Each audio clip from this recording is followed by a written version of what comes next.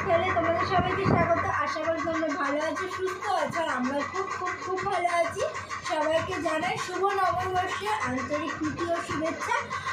তোমরা নববর্ষ কেমন কাটালে অবশ্যই কমেন্টে জানিও। আমরা খুব খুব খুব ভালো কাটাচ্ছি।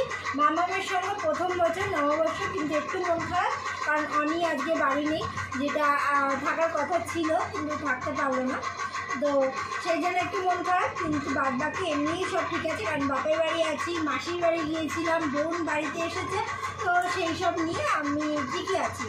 তো মামামের ড্রেস পরে আছে নতুন, এই যে দেখো পাশেও একটা ড্রেস, এই যে একটা ড্রেস নিজে নিয়ে আছে, আরও কতগুলো ড্রেস ওর আছে, বাড়িতেও আছে। তো ওর তিনখানা ড্রেস আজকে পরেছে, এখনও জানি না মানে কতগুলো পরা হবে, কিন্তু দেখা যাক কতগুলো পড়াতে পারি।